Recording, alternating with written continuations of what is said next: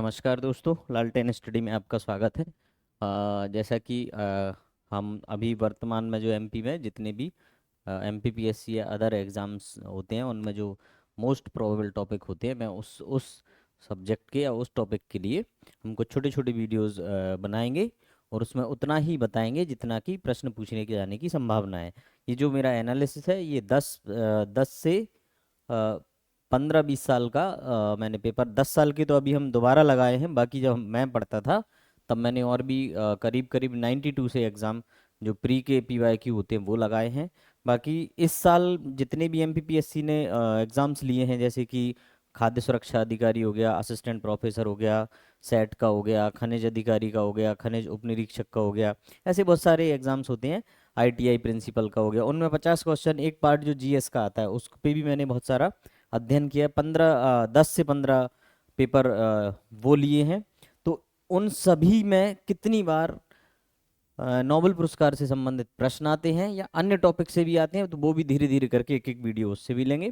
तो नोबेल पुरस्कारों से संबंधित प्रश्नों का जो मैंने अध्ययन किया वो मुझे ये समझ में आया कि नोबेल प्राइज से एक तो ये पूछा जाता है कि किस विषय का पुरस्कार किसको मिला है। जैसे कि भौतिकी का किसको मिला है ये पूछ लिया जाएगा, साहित्य का किसको मिला है। अगर साहित्य का मिला है तो उसकी बुक पूछ ली जाती है, थोड़ा सा डीप में जाता है तो थोड़ा सा डीप में जाएगा तो इस पुरस्कार विजेता हैं वो किस कंट्री के हैं, कभी कभी ये पूछ लिया जाता है। कभी कभी पूछ लिया जाता है कि जिनको पुरस्कार मिला है उन्होंने क्या योगदान दिया है या क्या खोज की है, किसके लिए, किस टॉपिक के लिए उनको ये पुरस्कार नोबेल प्राइज मिला है। और कभी जैसे जो पारंपरिक प्रश्न है कि किसकी याद में क्यों दिया जाता है, कौन सी कंट्री से दिया जाता है, कौन सा बैंक है, कौन सा क्या है, कितने रुपए, ये प्रश्न भी पूछे जाते हैं। या पहली बार किसको मिला है, 2 बार किसको मिल गया है, इस तरीके के भी प्रश्न इस टॉपिक से पूछे गए हैं। तो सबसे पहले मैंने जो पुराने पीवाईक्यू हैं 10 वर्ष के एमपीपीएससी सिविल सर्विसेज के या अन्य एग्जाम के, वो नहीं लिए हैं। वो इसलिए नहीं लिए हैं क्योंकि करंट में पूछता है। ये जब भी मैंने देखा है तो वो करंट में पूछता है। अब जैसे 2015 का अगर मैं पेपर लगाऊं तो 2015 में जिसको नोबेल प्राइज मिला होगा उसका पूछा होगा, या मैं 10 में लगाऊं या 20 का पेपर बताऊं, तो इसलिए मैंने वो क्वेश्चंस नहीं रखे हैं। लेकिन पिछले विगत वर्षों में इस नोबेल पुरस्कार से संबंधित प्रश्न पूछे ही पूछे जाते। मैंने इस वर्ष जो कुछ कुछ क्वेश्चन लिए हैं तो हम उनको भी देख लेते हैं। अब जैसे ये प्रश्न पूछा है कि साहित्य का नोबेल पुरस्कार 2024 लिखा है, इसका मतलब क्या है कि ये 25 में एग्जाम हुआ था, 24 का पूछ लिया, ठीक है। दिसंबर में दिया जाता है इसलिए अगले उसमें पूछा जाता है। किसने प्राप्त किया था, ये काय में पूछा है। एक एपी है, लाइब्रेरियन खेल अधिकारी, ये एग्जाम होती है, पेपर पे ये लिखा होगा यूएसपी 2014, ठीक है। अब इसको हम पढ़ेंगे तो इसका आंसर होनहांग है। उस वर्ष में अगर होगा तो इनका कंट्री पूछ सकते थे, इनके कुछ योगदान भी पूछ सकते थे या बुक पूछ सकते थे। तो इसका ये आंसर समझ गए, ये डायरेक्ट उसने पूछा है व्यक्ति के ऊपर, ठीक है। अगला प्रश्न है नोबेल शांति 2025 का पूछा है। ये एग्जाम है पीटी, ये आपका इसी 26 में एग्जाम हुआ है।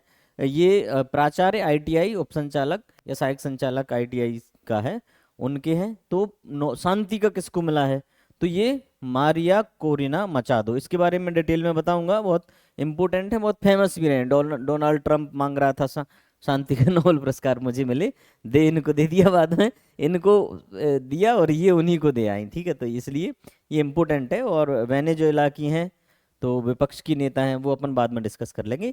ये भी उसने क्या पूछा है, किसको मिला है, मतलब व्यक्ति से रिलेटेड प्रश्न पूछा है, ठीक।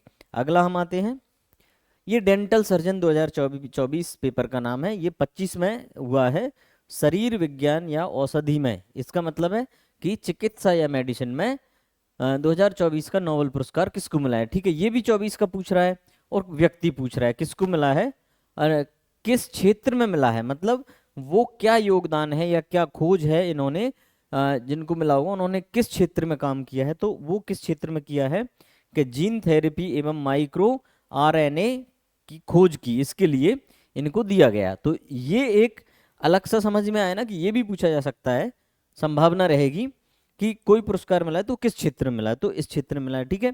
ये भी हम कवर करेंगे। दूसरा है साहित्य में 2025 का, ये एमपीए, ये अभी ये एग्जाम हुआ है, शायद विगत 10 या 15 दिन में हुआ है, 26 में, अभी मार्च में ही एग्जाम हुआ है, मार्च एंड में या अप्रैल के स्टार्टिंग में, संडे को हुआ था। साहित्य में 25 का नोबेल पुरस्कार किसको मिला है?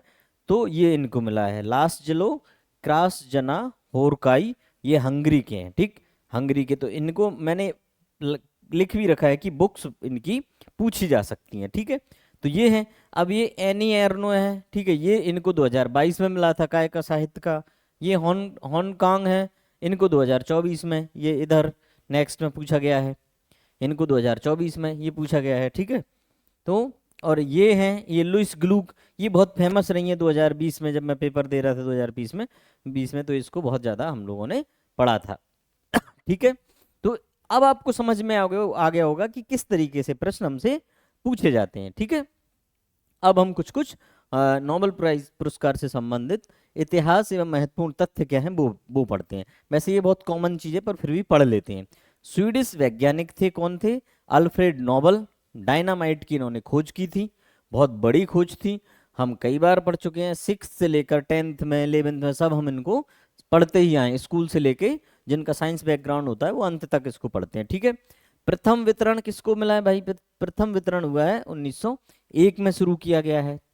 तो यहाँ पे शांति का किसको मिला था?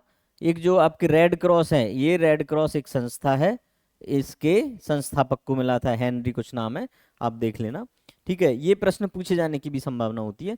भौतिकी, रसायन, चिकित्सा, साहित्य, शांति और अर्थशास्त्र, 6 कितने क्षेत्र में दिया जाता है? 6 क्षेत्रों में। अर्थशास्त्र का सबसे बाद में ऐड किया है, कब किया है? 1968 में, ठीक है। और यहाँ एक भौतिकी का भी पूछा जाता है, पहली बार भौतिकी का मिला है, कोई रॉन्ट जॉन करके हैं, आप लोग वो भी सर्च करके पढ़ सकते हैं, ठीक है। शुरू पहली बार 69 में दिया गया था, ठीक। पुरस्कार राशि कितनी होती है? 11 मिलियन स्वीडिश क्रोन होती है। पुरस्कार वितरण कहाँ? प्रत्येक वर्ष के 10 दिसंबर को वितरण किया जाता है। घोषणा इसकी अक्टूबर में की जाती है, हम तभी से न्यूज़पेपर में ये आता रहता है, हम एक एक करके पढ़ते रहते हैं और बाद में ही पढ़ते हैं तो जल्दी से याद हो जाता है। एक साथ हम जब बुक में पढ़ते हैं तो इसको याद करने में बहुत सारी दिक्कतें होती हैं, लेकिन इनको याद ऐसे करना है, बार बार डिस्कस करो। आप जहाँ टेबल आपकी पढ़ने की लगी हो वहाँ पे एक स्लिप चिपका दो, 6 क्षेत्रों में भाई इसको मिला है, ये एक टेबल बना के, कंट्री का नाम ये है, सब इसके लिए दिया गया है, इस योगदान के लिए, ऐसे करके हमको पढ़ना पड़ेगा, इनको याद करना ही करना पड़ेगा। और एक सलाह मैं यहाँ भी ये भी दूंगा कि जो 2025 के नोबेल प्राइज हैं वो अगर पूछे गए हैं विगत एक वर्ष के दौरान तो उनको इसलिए पढ़ लेना। कभी कभी क्या होता है एग्जाम, जैसे मान लीजिए मैं पेपर या आप पेपर बना रहे हो तो कई बार ये होता है कि हम वही का वही प्रश्न उठा के रख देते हैं, समझ रहे हो। तो ये भी है, तो अब पिछले पिछले वर्ष के भी हमको देख लेना होगा, ठीक। अब इसमें है अल्फ्रेड नोबेल की पुण्यतिथि है भाई 10 दिसंबर को, ठीक है। अब मरण उपरांत ये पुरस्कार नहीं दिया जाता है, जैसे हम पद्म पुरस्कार पढ़ेंगे उनमें कई बार लिखा रहेगा कि मरण उपरांत किसको मिला, ऐसा भी लेकिन ये नोबेल प्राइज मरण उपरांत नहीं मिलता है, ठीक। एक और है कि नोबेल शांति पुरस्कार ओस्लो में मिलता है, शांति का। नॉर्वे एक अलग कंट्री है, ठीक है। और जबकि अन्य सभी पुरस्कार स्टॉकहोम में मिलते हैं, स्वीडन, ठीक, स्वीडन का शहर स्टॉकहोम है, नॉर्वे किसका है? ओस्लो का। ये दो चीजें यहाँ से भी जब पारंपरिक प्रश्न पूछा जाएगा तो यहाँ से प्रश्न पूछे जाने की संभावना है, ठीक। अब हम आते हैं भौतिकी में नोबेल पुरस्कार। फिजिक्स में किस किस को मिला है? इंपोर्टेंट है इसमें, ये जो योगदान क्षेत्र है ना ये भी इंपोर्टेंट है। मैं ये बताना चाहूंगा कि पिछली बार जैसे एक प्रश्न अभी मैंने लगाया, ये भी इंपोर्टेंट है, क्यों है अपन बात करेंगे, ठीक है। जॉन क्लार्क, ये महोदय अमेरिका के हैं, यूनिवर्सिटी ऑफ कैलिफोर्निया में है, ठीक है। मिशेल एच डेवोरेट, ये फ्रांस के हैं, इंपोर्टेंट है, हमें इनकी कंट्री भी याद करनी है, ठीक है। मिशेल एच डेवोरेट ये कहाँ के? फ्रांस के हैं। जॉन एम मार्टिनेस ये अमेरिका के हैं, ठीक है। तो दोनों जॉन कहाँ के हैं? ये यूएसए के हैं, ठीक है, ये हमको याद होना चाहिए। अब देखो इन तीनों ने एक विषय में काम किया लंबे अरसे तक। इन्होंने क्या किया? जॉन क्लार्क और Michel H Devoret, John M Martinis, इन्होंने क्या किया? विद्युत परिपथ में स्थूल क्वांटम यांत्रिक टनलिंग तथा ऊर्जा क्वांटीकरण की खोज की है। ऊर्जा क्वांटीकरण, अब देखो एक क्वांटम कंप्यूटिंग पढ़ी होगी आपने, क्वांटम फिजिक्स पढ़ी होगी, दोनों चीजें आपने पढ़ी है। क्वांटम कंप्यूटिंग क्या होती है कि जैसे बाइनरी लैंग्वेज पढ़ते हैं हम, तो 0 या 1 को एक साथ वो कंप्यूटर क्या करता है? 0 को समझेगा या 1 को समझेगा, उसमें 0 या 1, ये क्वांटम कंप्यूटिंग क्या करती है, 0 और 1 दोनों को एक साथ विश्लेषण या समझ सकता है वो, ठीक है कंप्यूटर, तो वो क्वांटम कंप्यूटर है, ठीक। और ये बहुत स्पीड से काम करते हैं। फिर आपने क्वांटम फिजिक्स पढ़ी होगी। क्वांटम फिजिक्स क्या होती है कि बहुत ही सूक्ष्म चीजों का अध्ययन होता है, इलेक्ट्रॉन, प्रोटॉन, न्यूट्रॉन, इनके अंदर क्या है, इनसे भी छोटी चीजें कोई है कि नहीं है, ये कैसे वर्क करते हैं, तो ये सब चीजें फिजिक्स में पढ़ते हैं, उसको क्वांटम फिजिक्स कहते हैं, ठीक। अब इसमें एक शब्द दिखेगा आपको, क्वांटम समझ में आ गया होगा आपको। अब क्वांटम यांत्रिक टनलिंग क्या होती है, जैसे बहुत छोटे छोटे कण होते हैं तो वो एक कोई भी माध्यम से गुजर जाते हैं। जैसे आपने देखा होगा कि दीवार है, उस पर हम बॉल मारेंगे नहीं निकलेगा, या मैं इसको इस पे फेंक के दूं तो ये पार नहीं कर पाएगा, लेकिन ये बहुत ज्यादा सूक्ष्म है, बहुत ज्यादा, तो हो सकता है पार कर जाए और हम आंखों से ना देख पाए। इन्होंने क्या किया है, एक माध्यम लिया है। पहले ये क्या बहुत सूक्ष्म अध्ययन है क्वांटम फिजिक्स, बहुत सूक्ष्म चीजों की, इन्होंने उसी क्वांटम फिजिक्स की थ्योरी को प्रैक्टिकली में बदल दिया। मतलब हाथ के बराबर, हथेली पे आने वाला एक यंत्र लिया, यंत्र मतलब कोई भी एक माध्यम लिया, ठीक है। इन्होंने क्या किया है, एक धारा, जैसे एक धारा, किसी माध्यम से एक धारा को यहां तक लाए और किसी माध्यम से एक धारा को यहां तक लाए। अब ये इसको पार कर गई, मतलब सूक्ष्म चीजें, धारा, करंट आया एक और इधर से पार कर गया, तो ये इन्होंने बहुत बड़ा सिद्धांत दिया उस थ्योरी को बड़े उस पे लाने में। तो हमको क्या करना है, अगर क्षेत्र पूछ लिया तो हमको क्या, विद्युत परिपथ में स्थूल क्वांटम यांत्रिक टनलिंग तथा ऊर्जा क्वांटीकरण की खोज की है। The discovery of microscopic quantum mechanical tunneling and energy quantization in electrical circuits, एक इलेक्ट्रिकल सर्किट को इन्होंने कंप्लीट किया है। तो ये चीज आप ध्यान से समझ लेना। ये मैं बहुत कम क्षेत्रों में बताऊंगा कि आपको कौन से क्षेत्र का रखना है अपने पास, ठीक है। नाम बहुत इंपॉर्टेंट है। 3 बंदे हैं, सबसे पहले हमको क्या करना है, 3 दिमाग में बिठाओ कि फिजिक्स का जो नोबेल प्राइज है वो कितने लोगों को मिला है, 3 लोगों को मिला है। सबसे पहले तो हमको ये याद करना है कि कितनों को मिला है, तो 3 लोगों को मिला है। अब वो 3 आप देखेंगे कि 2 उनमें से कहाँ के हैं, अमेरिका के हैं, ठीक है। ये हमको याद हो गया, आप वीडियो देखते ही देखते याद करा दूंगा। दोनों के दोनों जॉन हैं, ऑप्शन में देखो फिजिक्स में अगर जॉन है तो वो यूएस का है। हमको ऑप्शन से छांटना है, बहुत ज्यादा ज्ञाता तो बनना नहीं है कि साहब ज्ञाता बनना है, हमको पूरा एक एक स्पेलिंग याद होनी चाहिए, नहीं भाई। अभी हमारा प्रीलिम्स है, कोई भी ऑब्जेक्टिव एग्जाम है, 4 ऑप्शन में से हमको राइट आंसर छांटना। फिजिक्स का पूछा, पता चला कि उसमें जॉन दिख गया है, जॉन भाई साहब दिख गए, तो आपका काम हो गया कि आप तुरंत पकड़ लोगे। अब मान लो कि जॉन नहीं दिखे उसमें, मिचेल मिशेल दिख गए, मिचेल, एच है ना, एच भी देख लो कि ये दिख गए, तो भी अपना काम हो गया, सरल प्रश्न है। अब उसने अगर इनमें से किसी की कंट्री पूछ ली, तो जॉन, दोनों जॉन कोई भी हो तो यूएस के हैं, और मिचेल एच डोएरेट देख लिया तो फ्रांस के हैं, और ये पूछ लिया तो ये तो आप समझ ही जाओगे कि भाई साहब क्वांटम, एक विद्युत परिपथ शब्द आएगा, एक क्वांटम यांत्रिक आएगी, टनलिंग, टनल देखी होगी ना आपने कि कोई पहाड़ है, उसमें से बीच में से सुराख में से कुछ निकल जाता है, पर वो टनल मतलब पहाड़ के बनस्पत, पहाड़ के उसमें अगर अनुपात में देखें तो वो सुरंग बहुत छोटी है, ऐसे ही इसके परिपथ में देखें तो बहुत छोटा, छोटी सी कण डाले और निकल गए ठीक है, तो ये आप समझ लोगे संभवतः, ये आपको याद हो जाएगा। नेक्स्ट हम आते हैं रसायन विज्ञान में नोबेल पुरस्कार, ठीक। तो इसमें ये थोड़ा सा टिपिकल है, केमिस्ट्री हमेशा टिपिकल होती है।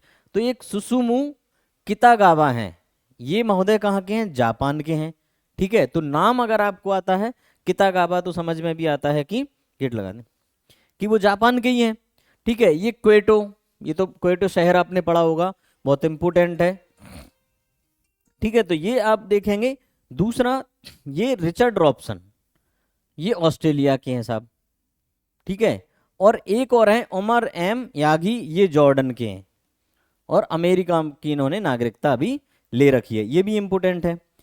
अब है इसमें क्यों मिला है इनको, किस क्षेत्र में मिला है, तो इनका मिला है भाई साहब धातु कार्बनिक ढांचों यानी कि मेटल ऑर्गेनिक फ्रेमवर्क के विकास हेतु। एक इन्होंने मेटल ऑर्गेनिक फ्रेमवर्क तैयार किया है, उसमें क्या किया है कि जो आणविक संरचना की है जिसमें बहुत छोटे छोटे छिद्र भी हैं, और एक ऐसी संरचना है जिसमें गैस या गैसेस पास हो जाएंगी या बहुत माइक्रो चीजें पास हो जाएंगी, लेकिन उसमें पानी पास नहीं होगा, मतलब जल के कुछ कण होंगे तो उससे नीचे आ जाएंगे।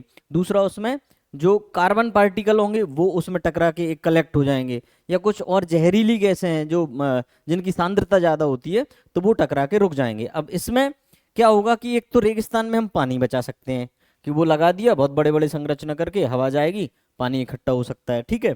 दूसरा, इसमें जैसे पॉल्यूशन है उसमें काम आ सकता है, तो ये बहुत सारी जगह काम आएगा, तो इसलिए इनको क्या कर दिया, नोबेल प्राइज दे दिया तीनों को, ठीक। तीनों को कितना याद रखना है, ये टॉपिक हो गया। ये भाई साहब कितागावा याद रखना है, कहाँ के हैं, जापान के हैं। रिचर्ड रॉबसन है, ये कहाँ के हैं, ऑस्ट्रेलिया के हैं। और ये उमर एम यागी हैं, तो ये जॉर्डन के हैं। और जॉर्डन नहीं आता है आपको, अमेरिका आता है, तो भी आपको टिक कर देना है क्योंकि इनके पास अमेरिका की नागरिकता है। चलिए नेक्स्ट आते हैं, चिकित्सा।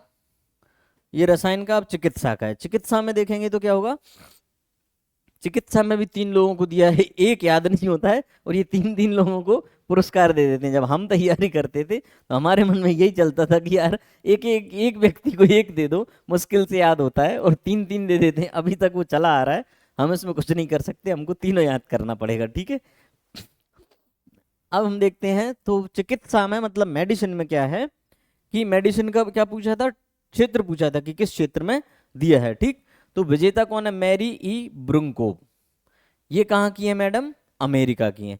अब एक चीज और बताऊंगा मैं, आप देखेंगे तो अमेरिका के लोगों को ज्यादा मिलता है, ठीक है। पहले इसराइल वालों को मिला है, बहुत परंपरा है, इसराइल में ही बहुत सारे साइंटिस्ट होते थे, तो अमेरिका वालों को ज्यादा मिला है। तो क्या करना है हमको, कि अगर वो कंट्री पूछे तो अमेरिका वालों को तो याद ही रख लो, फिर 1 2 लोग जापान के मिलेंगे, 1 आध 2 अन्य कंट्रीज के मिलेंगे, तो क्या होगा, हमको इजीली याद हो जाएगा, ठीक है। तो हम क्या करेंगे भाई, ब्रुंको अमेरिका की हैं, ठीक है। ये मैडम चेहरा देख लो, पहचान लो अच्छे से, ठीक है। इन्होंने क्या प्रोटीन से रिलेटेड कुछ योगदान किया है अपना, ठीक है। फिर इन्होंने दूसरे महोदय को देख लो, रैम्सडेल हैं, ठीक है। तो रैम्सडेल को देख लो कि भाई साहब रैम्सडेल क्या है, तो ये रहे आपके रैम्सडेल हैं, ठीक। अब आप देखोगे क्या, ये कौन बचे हैं आपके, सगागुची। सगागुची, सिमोन सगागुची, ये जापान के हैं। एक जापान के हमने कितागावा वहां पढ़ लिए, एक जापान के हम यहां पढ़ेंगे, ये इंपोर्टेंट है। तो ये टी सेल होती है एक, ठीक है, टी सेल अपनी बॉडी में होती है, इनकी इसने खोज की थी। अब इन्होंने क्या किया है, कैंसर और ऑटो इम्यून रोगों को बेहतर इलाज के लिए इन्होंने काम किया। रेगुलेटरी टी सेल की भूमिका की खोज की है इन्होंने, कि टी सेल की क्या भूमिका होती है। आप लोगों ने एक ऑटो इम्यून इम्यून डिसीज पढ़ी होगी, ऑटो इम्यूनिटी से रिलेटेड इम्यून डिसीज है, बीमारी है एक वो। तो वो हमारे बॉडी में एक ऐसी बीमारी बन जाती है कि जो हमारी रोग प्रतिरोधक क्षमता या प्रतिरोधक जो आपके बॉडी में सेल्स हैं वो ये भूल जाते हैं कि भाई साहब मतलब हमको किसको अटैक करके खत्म करना है, किसको नहीं करना है, मतलब हमको लड़ना किससे है। आपको मैं एक झेलम का युद्ध याद आ गया मुझे, तो उसमें क्या होता है कि सिकंदर आता है, सिकंदर झेलम के युद्ध में पोरस के पास हाथी रहते हैं, समझना है, ये थोड़ा सा रिलेट करके बता रहा हूँ। पोरस के हाथियों को क्या, पोरस के हाथियों से सिकंदर बहुत परेशान रहता है, क्योंकि हाथी घोड़ों को तुरंत कुचल कुचल के फेंक देंगे।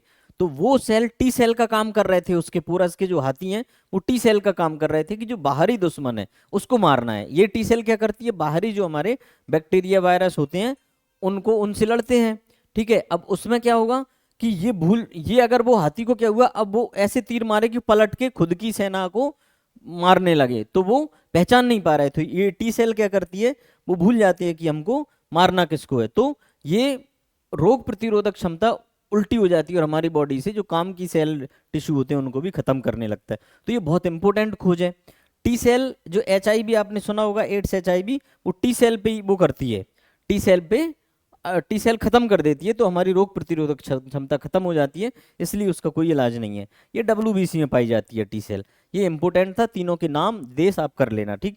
नेक्स्ट है अपना साहित्य में नोबेल पुरस्कार, ये लास्लो क्रास्नो होजोई, ये मैंने हो कोई, ठीक है, ये हंगरी के हैं, ठीक है, लेखक हैं। और इनकी किताबें पढ़ लेना, सांतांग तांगो, ये इंपोर्टेंट है, इस पर एक मूवी बनी है।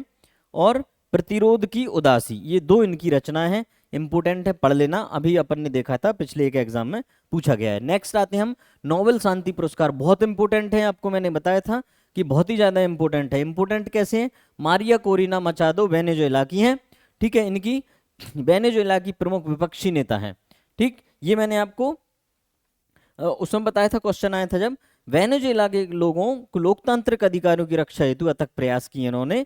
तो ये इसलिए इम्पोर्टेंट है, एक तो ये विपक्ष की नेता है, महिला है, वेनेजुएला की हैं, वहां पे एक तानाशाही सरकार है, सरकार, उसके खिलाफ इन्होंने जब से इन्होंने अपने जो लोकतंत्र के लिए लड़ना शुरू किया है तब से ही विरोध कर रही हैं, लोगों को जागरूक करना है।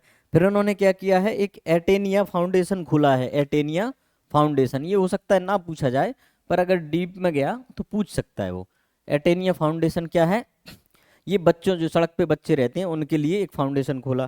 फिर इन्होंने सुमाते करके एक सुमाते एक संस्था ये खोली, इससे ये जागरूक करते हैं विपक्षी दलों के नेताओं को और वहां की जनता को। और इनको आयरन लेडी ऑफ वेनेजुएला भी कहा जाता है, ठीक है, आयरन लेडी ऑफ वेनेजुएला। तो ये इंपॉर्टेंट है, इनको 2025 का काय का शांति का नोबेल पुरस्कार दिया है। अब मैं जो बता रहा था, ये व्हाइट हाउस में जाके अपना शांति का नोबेल पुरस्कार ट्रंप को दे आई, राष्ट्रपति, यूएस के राष्ट्रपति ट्रंप को दे आई। ट्रंप ने कई बार जिक्र किया अपने स्पीच में कि मुझे शांति का नोबेल पुरस्कार मिलना चाहिए, ऐसी उन्होंने इच्छा जाहिर की, तो ये इनको मिला था, लेकिन ये दे आई। केवल यही पुरस्कार ओस्लो, नॉर्वे में दिया जाता है, ठीक। ये इंपोर्टेंट है, इनको पढ़ लेना, ज्यादा से ज्यादा पढ़ लेना। मेरा मतलब ये है कि इनका एक चीज और है कि गोली की बजाय मतपत्र का समर्थन किया, ऐसा इनके उसमें स्पीच में आता है कि गोली की बजाय मतपत्र का समर्थन करके नागरिकों और विपक्षी समूह को उन्होंने इकट्ठा किया, ठीक। नेक्स्ट आता है अर्थशास्त्र का नोबेल पुरस्कार। ये भी भाई साहब 3 लोगों को दे दिया, आधा इनको दिया है, आधे में से आधा आधा इन दोनों को दिया है। तो इनको भी हमको क्या करना है, इनके नाम, जोएल मोकिर, नीदरलैंड में जन्म हुआ है, इजराइल और अमेरिका की नागरिकता है इनके पास। फिलिप अगियोन, ये फ्रांस के 2 व्यक्ति हो गए, 2 आपके जापान के हो गए, ऐसे करके आप लगा लेना कि कौन से देश के कितने हैं। पीटर हॉबिट, कनाडा अमेरिका, दोनों की नागरिकता है, ठीक है। अब ये पुरस्कार का आधा हिस्सा इनको दिया है, आधा दोनों को दिया है। क्यों दिया है, किस क्षेत्र में दिया है? सृजनात्मक विनाश।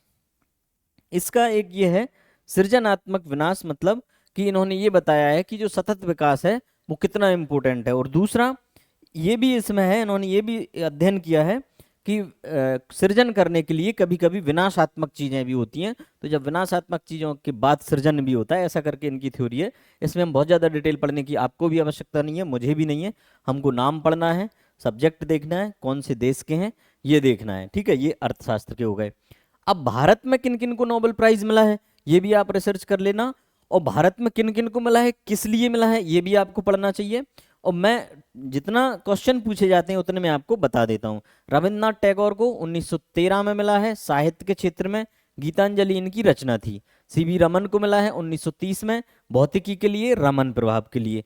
अमर्त्य सेन को मिला है 1998 में, अर्थशास्त्र में कल्याणकारी योजना निर्माण या उस कल्याणकारी रिसर्च या खोज से या अध्ययन के लिए मिला है। आपने सबने पढ़ा होगा HDI, ह्यूमन डेवलपमेंट इंडेक्स। इसकी बात जब हम करते हैं तो भारत और पाकिस्तान के 2 अर्थशास्त्री दिग्गज हुए, एक पाकिस्तान के महबूब उलहक हुए हैं और भारत के अमर्त्य सेन हुए हैं। इन दोनों को हम एक साथ पढ़ना चाहिए। जो अमर्त्य सेन थे उनको नोबेल प्राइज मिला, महबूब उलहक जब तक उनकी 98 तक डेथ हो गई थी उनको नहीं मिल पाया, मरण उपरांत दिया नहीं जाता है। इन्होंने HDI जो इंडेक्स होता है जिसमें जीवन प्रत्याशा, शिक्षा और अन्य 3-4 गरीबी इनको शामिल करके एक इंडेक्स बनता है। कौन बनाता है? UNDP बनाता है, ठीक है, UNDP। इसको भी आप पढ़ लेना। UNDP ने फिर महबूब उलहक के नाम पर इनको क्या किया, एक पुरस्कार दे दिया था, महबूब उलहक सम्मान, ये UNDP देने लगा था। तो कितनी अच्छी बात है, 98 में इनको मिला है, 92 से I think HDI human development index जारी होना शुरू हो गया था। यहाँ से भी प्रश्न आते हैं कि UN कौन इसको जारी करता है, इंडिया की रैंकिंग कौन सी है, वो भी अपन बात करेंगे एक बार, ठीक। कैलाश सत्यार्थी को 2014 में मिला है। 2014 में ही मलाला यूसुफजई, ये भी पाकिस्तान की थी, ठीक है, ये 17 वर्ष की थी। सबसे यंग लेडी या जेंट्स किसी में भी सबसे यंग नोबेल प्राइज प्राप्त करते हैं कौन, मलाला यूसुफजई। स्वात घाटी में इनका निवास है। इन्होंने लड़कियों महिलाओं की शिक्षा को लेकर कुछ आंदोलन किया था। कुछ लोगों ने, असामाजिक तथ्यों ने इन पे अटैक किया और ये बहुत गंभीर हालत में थी उस समय, और फिर इनको नोबेल प्राइज दिया गया था। ठीक है, ये भी इम्पोर्टेंट है। ये पाकिस्तान की, भारत के, ये विदिशा के हैं, मध्य प्रदेश के हैं, बहुत ज़्यादा इंपॉर्टेंट है। कैलाश सत्यार्थी फाउंडेशन है, बच्चों के लिए काम करते हैं मोस्टली, बाल मजदूरी को बंद करना या बच्चों से रिलेटेड एजुकेशन, उनकी बहुत सारा फाउंडेशन ये काम करता है, इसलिए इनको दिए गए हैं। ठीक है, मदर टेरेसा को आप सब जानते ही हैं, आयरिश महिला है, अल्बानिया में जन्मी है और भारत में इन्होंने जो मिशनरीज की शुरुआत करके रोगियों को या अन्य गरीबों की सेवाएं की हैं। इनको 2017 में, आई थिंक डेट मुझे एग्जैक्ट याद नहीं है, आप देख लेना, पोप ने इनको सेंट की उपाधि भी दे दी है। ठीक है, मरने के इनको बाद में भारत रत्न मिला है। तो ये इंपॉर्टेंट है, इनको आप और डिटेल में पढ़ना चाहें तो और डिटेल में इनके बारे में पढ़ सकते हैं। ऑप्शनल एग्जाम या वैकल्पिक में इतना ही लगभग आता है। आगे हम देखते हैं, भारतीय मूल के कितने लोग हैं जिनको नोबेल प्राइज मिला है। तो हरगोविंद खुराना साहब हैं, इनको चिकित्सा में मिला है 68 में। सुब्रमण्यम चंद्रशेखर है, इनको 83 में मिला है, भौतिकी फिजिक्स में मिला है। वेंकट रामकृष्णन है, इनको 2009 में मिला है, रसायन के क्षेत्र में मिला है। अभिजीत बनर्जी, इनको 2019। इनकी वाइफ भी आपने पढ़ा होगा, इनके बारे में आप और डिटेल में जाके पढ़ सकते हो। ठीक है, रोनाल्ड रॉस है, इनको जन्म भारत में हुआ था, चिकित्सा में मिला है। और रूडयार्ड किपलिंग, जंगल बुक आपने सबने मोगली ओगली देखा होगा, तो साहित्य के क्षेत्र में 1907 में इनको मिल चुका है। ठीक है, तो ये हमारे नोबेल प्राप्त करते हैं। कुछ फैक्ट हैं वो आपको बताना चाहूंगा। सबसे युवा मलाला यूसुफजई 17 वर्ष की थी। सबसे वृद्ध गुड नाइफ 97 वर्ष की थी। मरण उपरांत पुरस्कार 74 से बंद कर दिया है। अधिकतम विजेता एक श्रेणी में अधिकतम 3 व्यक्ति हो सकते हैं। और मैडम क्यूरी एकमात्र महिला ऐसी है जिन्हें 2 बार पुरस्कार मिला है। शांति का नोबेल पुरस्कार रेड क्रॉस सोसाइटी को 2-3 बार मिल चुका है। ठीक है, ये अपन डिस्कस कर चुके हैं। तो मैंने आपको जो चीजें बताई, नोबेल प्राइज से क्या क्या पूछा जा सकता है, इतना ही पूछा जाता है। आप ये वीडियो अच्छे से समझ लेंगे, थोड़ा बहुत आप अपनी मेहनत से पढ़ लेंगे, 1-2 बार रिवाइज कर लेंगे, आपका डेफिनेटली 1 या 2 प्रश्न सही होने की संभावना रहेगी। डायरेक्ट नोबेल पुरस्कार पूछा जाता है, नोबेल पुरस्कार नहीं तो जैसे आपने रविन्द्रनाथ टैगोर को पढ़ लिया, उनकी रचना पूछी जा सकती है, मदर टेरेसा पूछा जा सकता है, रमन प्रभाव या कोई अन्य चीजें पूछी जा सकती हैं। तो कहीं ना कहीं आपके 1 या 2 प्रश्न हर एग्जाम के लिए इसमें से आते हैं। ऑल इंडिया का कोई सा भी एग्जाम हो, यहाँ से प्रश्न पूछे जाने की बहुत ज्यादा संभावना होती है, इसलिए हमने ये टॉपिक लिया। अगली बार हम पद्मश्री, पद्म विभूषण, पद्म भूषण, भारत रत्न और अन्य पुरस्कार भी लेंगे, और जो वर्ल्ड की रिपोर्ट्स होती हैं SDI जैसे या अन्य रिपोर्ट्स, उनको भी हम धीरे धीरे करेंगे। तो इसी के साथ आप सभी को बहुत बहुत शुभकामनाएं। ऑल द बेस्ट, धन्यवाद, जय हिंद, जय भारत।